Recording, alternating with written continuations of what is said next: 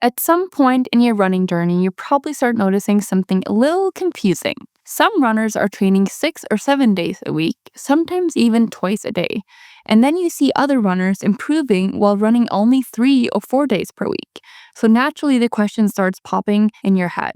Is 4 days of running actually enough to improve? Am I doing too little? Or am I actually doing too much? Should I be trying to run more like elite runners? Or is there something smarter going on that I'm missing? If you've ever felt confused about how many days you should be running, this video will help you make sense of it. Because the running world sends very mixed signals. On one side, we see elite athletes training almost every day, but on the other side, many recreational runners who try to copy that end up injured, exhausted, or stuck.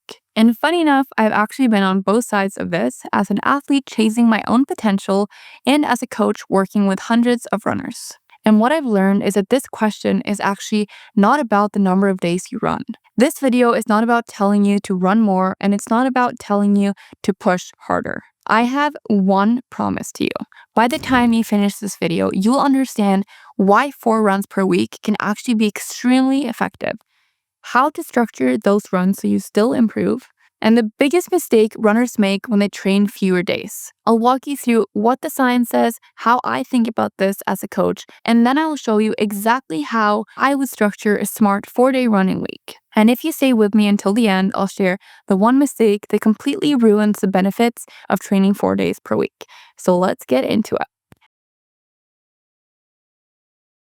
Many runners have heard about the 80-20 rule or polarized training. The idea that about 80% of training should be low intensity and about 20% moderate or high intensity.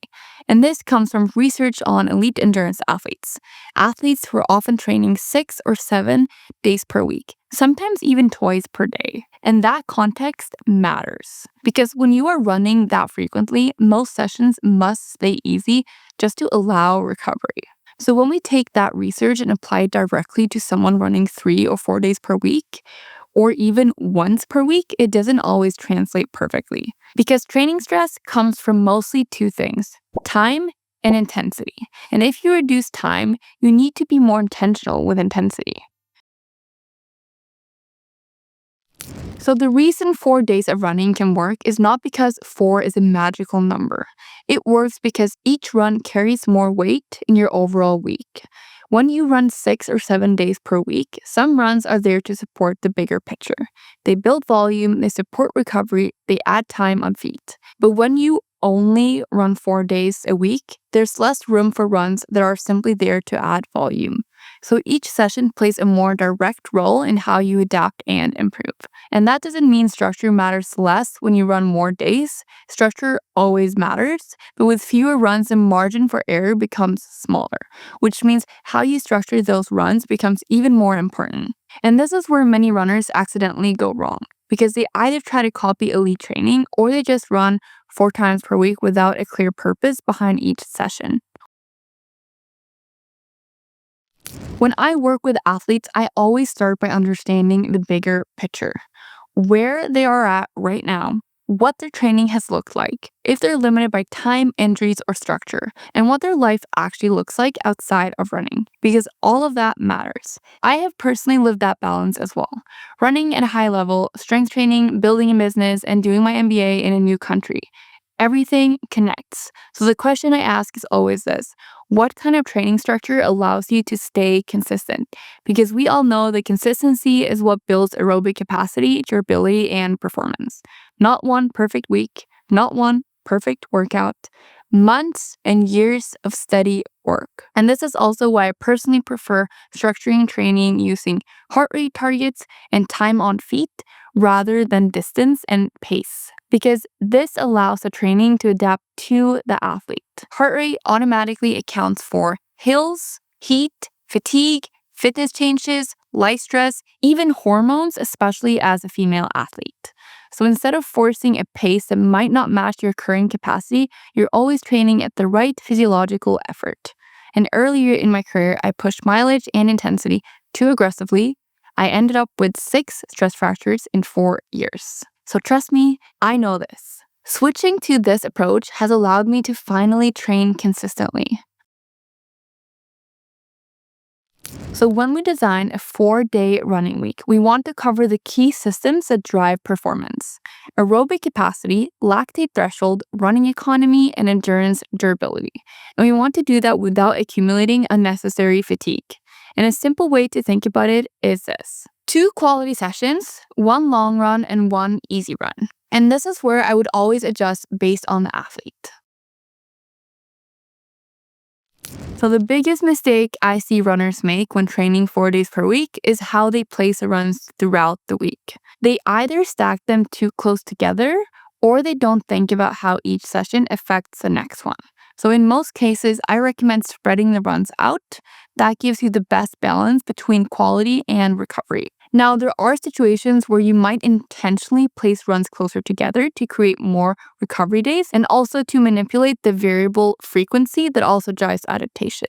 But that usually requires a bit more experience and a solid base. So this is something I usually don't recommend people do on their own, but I will sometimes do this for my athletes. So for most runners, I would keep it simple. A structure I often recommend looks like this: Tuesday, a quality session, or what many people refer to as a workout.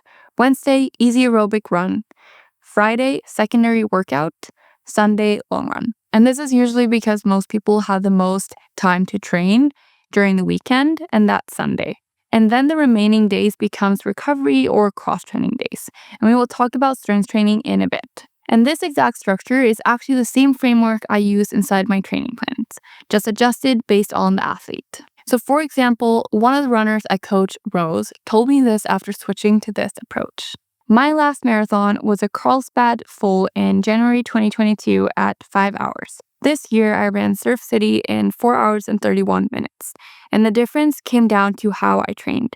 Instead of chasing mileage and burning out, training with heart rate and time on feet felt easier, more sustainable, and kinder to my body because I was actually in tune with what I needed. Even when I was sick or broke my toe, your support and creative workarounds helped me stay consistent. I feel so much stronger, more confident, and grateful for coaching. It changed both my results and my relationship with running. Thank you so much for all your support this year. And that's really the goal, not just better results, but a better experience of training.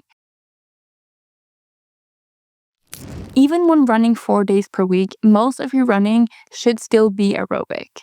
That means you can speak in full sentences, your breathing is controlled, and the effort feels sustainable.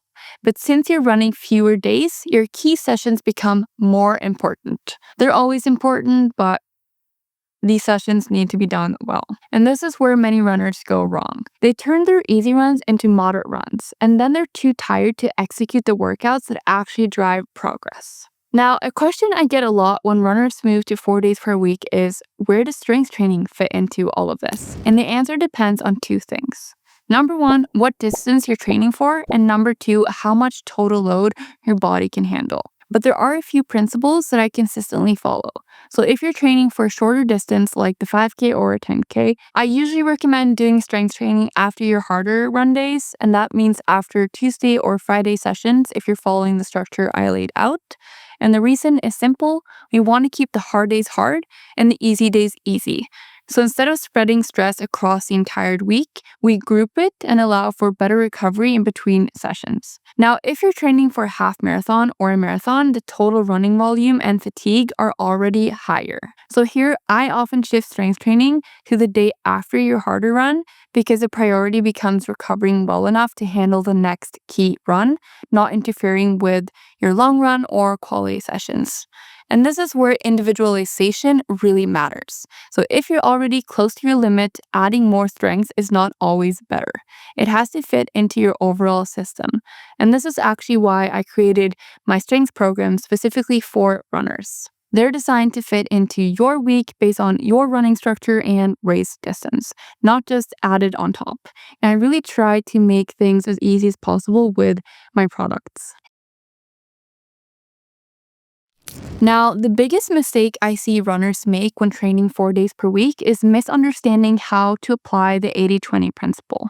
They think they should still train mostly easy, but if time is your limiter, your body's not getting enough stimulus from volume alone. So the training needs to be built around your workouts and your long run, not just easy mileage. If you ever need to skip a run because of time, you skip the easy run. unless you're skipping because of fatigue. That's very different.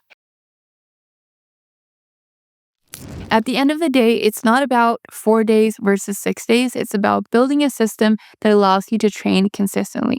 For some runners, that system is 6 days. Like for me, even 7 days. For others, it's 4.